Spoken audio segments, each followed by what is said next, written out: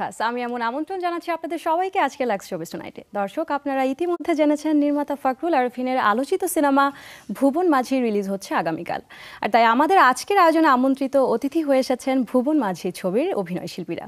স্টুডিওতে আলো করে আছেন দুই বাংলার এই সময়ের আলোচিত অভিনেতা পরমব্রত চট্টোপাধ্যায়, আছেন ট্যালেন্টেড অ্যাক্ট্রেস অপর্ণা ঘোষ এবং জনপ্রিয় অভিনেতা প্রিয়মুখ Majnun Mizan. Welcome to Lux showbiz tonight. কেমন আছেন সবাই? চমৎকার চমৎকার। আচ্ছা, আমি প্রথমেই পরমব্রতর কাছে জানতে চাই যে স্বাভাবিক সেটা হ্যাঁ, সবসময় মানে বাঙালিরা যে একটু আতিথেয়তা করে সেটা মনে হয়। আমি আবার ব্রিটিশ রিভেলরি দেখিয়ে বলতে চাচ্ছিলাম দ্য লেডি ফার্স্ট, মানে অপর্ণা প্রথমে, but anyway up to you. Okay, আচ্ছা, প্রথমেই জানতে চাচ্ছি যে স্বাধীনতার মাস, তারপরে আবার ভুবন মাঝি কিন্তু মুক্তিযুদ্ধ ভিত্তিক সিনেমা, তো কেমন লাগছে স্বাধীনতার মাসে এরকম একটা ছবি রিলিজ পেতে যাচ্ছে? এটা আমার কাছে গর্বের বিষয়, তার কারণ আমি যদিও পশ্চিম বাংলার বাঙালি, কিন্তু আমি যেরকম একজন ভারতীয় তেমনি আমার অন্য সত্তাটা বাঙালি। ইনফ্যাক্ট বাঙালি সত্তাটা বোধহয় একটু বেশি শক্তিশালী আমার ভিতরে। তো সেই জায়গা থেকে মুক্তিযুদ্ধ আমার কাছেও একটা গর্বের অধ্যায়, এবং সেই ইতিহাসের সঙ্গে যুক্ত হতে পারে, ছোট্ট করে হলেও যুক্ত হতে পারে, আমার ব্যক্তিগতভাবে নিজেকে অত্যন্ত সৌভাগ্যবান বলে মনে হচ্ছে। আচ্ছা, অপরটার কাছে আমি সেম প্রশ্নটা করতে চাই যে মুক্তিযুদ্ধের সিনেমা স্বাধীনতার মাসে রিলিজ পাচ্ছে, কেমন লাগছে? কেমন লাগছে বলতে আসলে যুদ্ধের বিষয় তো আসলে নতুন না, কারণ আসলে ফ্যামিলি থেকেই জানা, কারণ বাবা মুক্তিযোদ্ধা ছিলেন, সো স্বাভাবিকভাবেই ছোটবেলা থেকেই বড় হওয়া আসলে মুক্তিযুদ্ধের গল্প শুনে শুনে। আচ্ছা, এরপরে যখন বইতে পড়েছি, এরপরে সিনেমা করেছি, সিনেমা করতে গিয়ে আসলে মনে হয় যে আমি নিজেই একটা যুদ্ধ করছি। হ্যাঁ, যখন সিনেমাগুলোতে মানে আমি অভিনয় করি তখন আমি আসলে মনে হয় যে আমি একটা যুদ্ধের পার্টের সাথে আছি। আচ্ছা, তো মুক্তিযুদ্ধের সিনেমা করতে গিয়ে কতটা চ্যালেঞ্জিং মনে হয়েছে, মানে সেই সময়ের ঘটনা এখনকার ফুটিয়ে তোলা?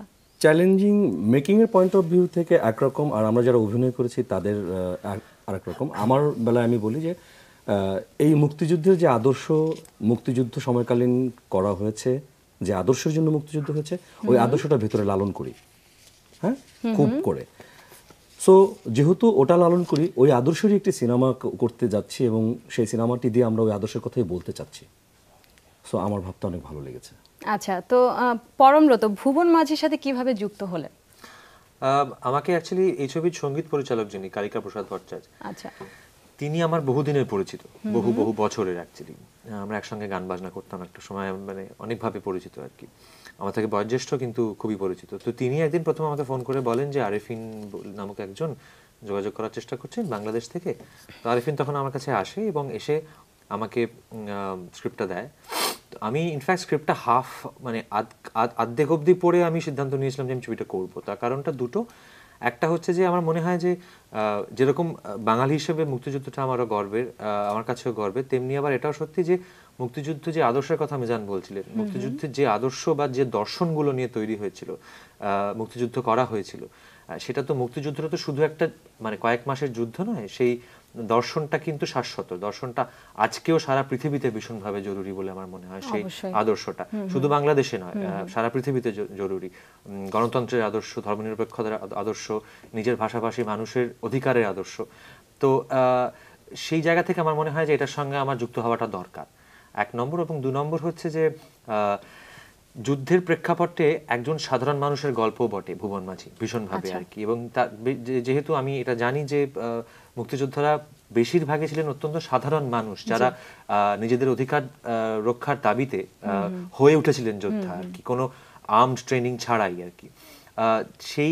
সেইটা আমার কাছে মনে হয়েছে যে সেইটাই ছবির মধ্যে ভীষণভাবে উঠে এসেছে। আমার আপনার কথা শুনে কেন যেন মনে হচ্ছে আপনি খুব ইনভলভড হয়ে গিয়েছেন আপনার ক্যারেক্টারের সাথে, মানে সিনেমাটা করতে গিয়ে। তো এই নিয়ে তো কথা হবেই, একটা বিরতি নিতে হচ্ছে। দর্শক, এই মুহূর্তে যেতে হচ্ছে ছোট্ট একটি বিরতিতে। বিরতির পর আমরা আবারও ফিরে আসছি, সাথেই থাকুন।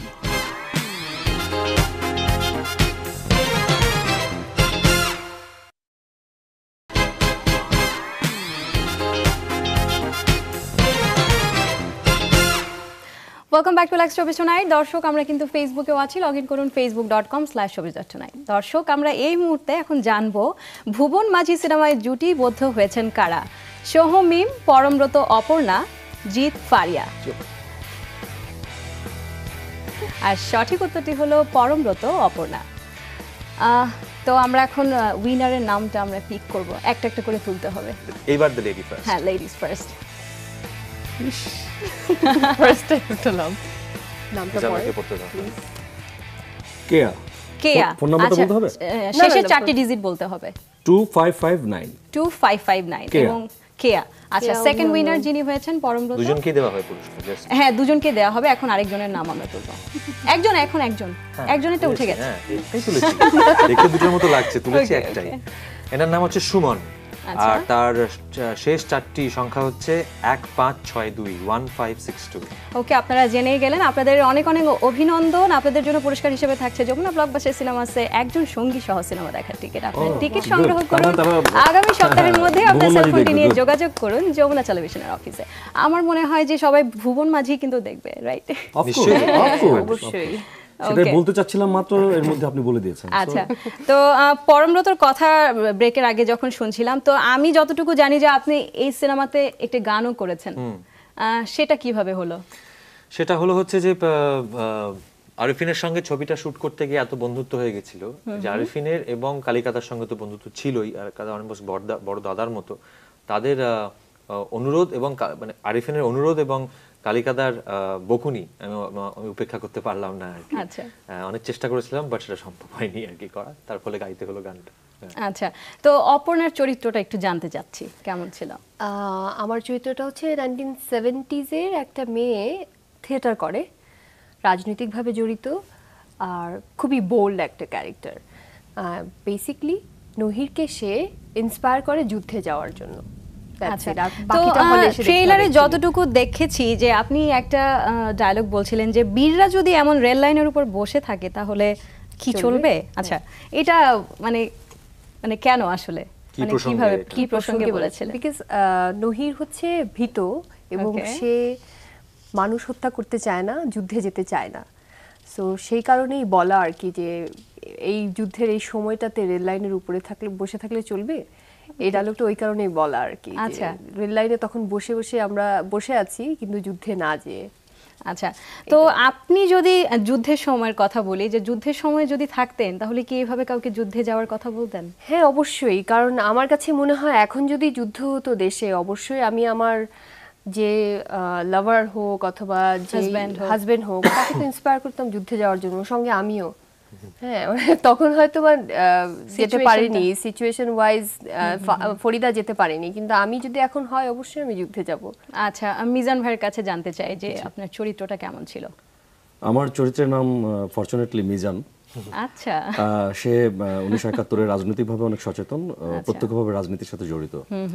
তো কুষ্টিয়াতে যখন মুক্তিযুদ্ধ শুরু হয়ে গেল তখন সে যুদ্ধে রীতিমতো গেল এবং ফরিদার সাথেও যোগাযোগ আছে। নহির চরিত্রটি কুষ্টিয়া শহরের বাইরে থাকে। আচ্ছা। যখন কুষ্টিয়া শহর আসলো তখন নহিরকে আমি এবং ফরিদা দুজনেই বুস্ট আপ করার চিন্তা করলাম, যে এরকম যে এখন আসলে সময়ের প্রয়োজন, তোমাকে যুদ্ধে যেতে হবে। তো নহির তো একটু ভীত প্রকৃতির এবং ও বেশি লোকজন এগুলি পছন্দ করে না, কবিতা পড়ে, গান করে। আচ্ছা, তো সেখানে ধীরে ধীরে তাকে আমরা যুদ্ধে নিয়ে গেলাম। তারপরে নহির এবং মিজানের যুদ্ধে যাওয়ার জার্নি। আচ্ছা, তো মুক্তিযুদ্ধের সিনেমা করতে গিয়ে কতটুকু অনুভব করেছেন সেই মুক্তিযুদ্ধের ঘটনাগুলোকে বা মুহূর্তগুলোকে? আমরা তো প্রত্যক্ষভাবে মুক্তিযুদ্ধ দেখিনি, গল্প উপন্যাস বাবা চাচা এদের কাছ থেকে শোনা। তবে আমি রাজনৈতিকভাবে সচেতন ছিলাম স্টুডেন্ট লাইফে। আমি এই আদর্শের রাজনীতি করতাম, স্বাধীনতার পক্ষের রাজনীতি। সে কারণে আমাকে মিছিলে স্লোগান দিতে হতো, তোমার আমার ঠিকানা পদ্মা মেঘনা যমুনা, আমি কে তুমি কে বাঙালি, বাঙালি, তারপর জয় বাংলা। আচ্ছা, তো ফরচুনেটলি আল্লাহর কাছে হাজার শুকর এবং আরিফিনকে থ্যাঙ্কস যে এরকম একটি চরিত্র আমি করেছি।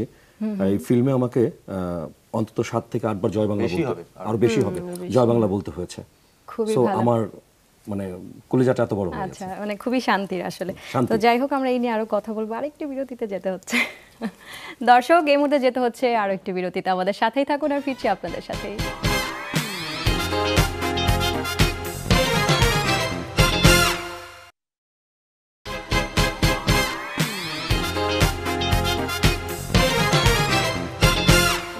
দর্শক, অনেক অনেক ধন্যবাদ আমাদের সাথে থাকার জন্য। লাক্স শোবিজ টুনাইটে আরো একবার ওয়েলকাম করছি আপনাদেরকে। তো সবার চরিত্র না, সিনেমার চরিত্র কথা হচ্ছিল, তো পরমব্রতর সিনেমার চরিত্রটা জানতে চাচ্ছি।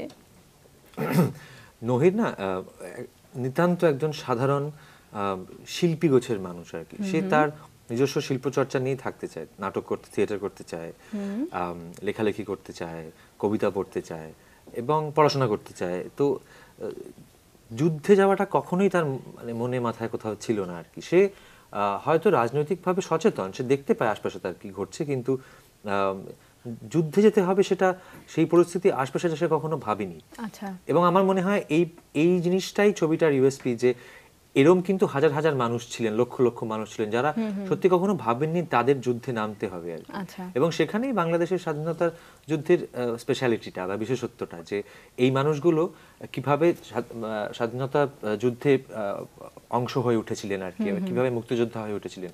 নহির একদম তাই, অত্যন্ত সাধারণ একটা মানুষ, যে আস্তে আস্তে ফরিদা এবং অনেকটাই মিজানের অনুপ্রেরণায় তার যে ট্রান্সফরমেশনটা ঘটে আর কি, এবং কি কি ঘটনার পরিপ্রেক্ষিতে ঘটে, সেটাই ছবিটা চার্টার করে, ট্র্যাক করে আর কি। আচ্ছা, তো এই সিনেমা নিয়ে কিছু বলার আছে? সিনেমার পুরো স্টোরি সম্বন্ধে যদি কিছু বলার থাকে, অপর্ণা।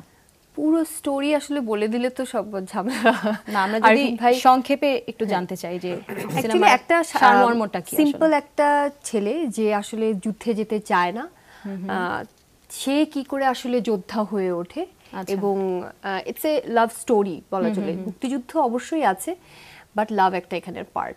আচ্ছা, তো আশা করি দর্শকদের ভালো লাগবে। আচ্ছা, তো মিজান ভাইয়ের কাছে যদি জানতে চাই যে মুক্তিযুদ্ধ ভিত্তিক সিনেমা কিন্তু অনেক হয়েছে, তো এই সিনেমার মধ্যে কি স্পেশালিটি আছে যে দর্শক হলে গিয়ে সিনেমাটি দেখবে? ফাইন।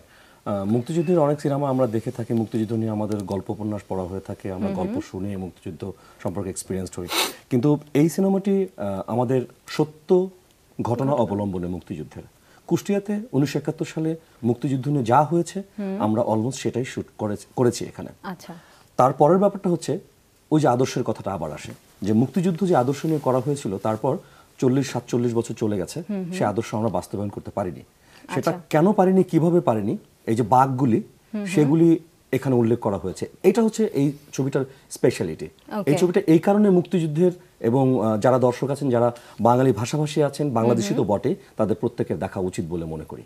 আচ্ছা, আমার মনে হয় দর্শকরা অবশ্যই হলে গিয়ে সিনেমাটি দেখবেন, আমরাও অবশ্যই দেখব। তো পরমব্রত, যদি 2 লাইন গানটি শোনানো যেত আমরা খুবই খুশি হতাম। সর্বনাশটা ঘনিয়ে আসছে আমার দিকে, আমি জানতাম।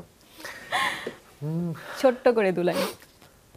যদি কথা ভুলে যাই কিছু মনে করবেন না। হ্যাঁ, না, আমি কিছু মনে করব না।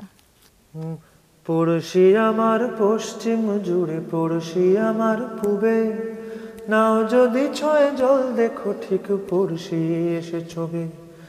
যত দূর যায় চোখ, যত দূর পালে লাগে সুবাতাস, যা কিছুই দেখি সবই তো আমার পড়শির ইতিহাস। যা কিছুই দেখি সবই তো আমার পড়শির ইতিহাস। পদ্মা নদীর নৌকা ভিড়ল হুগলি নদীর তীরে, বাড়ির পাশে তার শ্রীনগর, পড়শি বসত করে, পড়শি বসত করে। ওয়াও, অসাধারণ। আপনি শুধুমাত্র ভালো অভিনয় করেন না, খুব ভালো গানও করেন।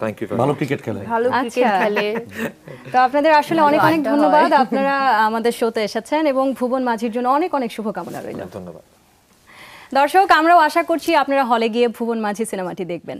তো দর্শক, এরই মধ্যে শেষ করছি আজকে লাক্স শোবিজ টুনাইট। আপনাদের সাথে আবারও দেখা হবে শোবিজের নতুন নতুন সব খবর নিয়ে। ততক্ষণ পর্যন্ত ভালো থাকুন আর দেখতে থাকুন যমুনা টেলিভিশন। শুভরাত্রি।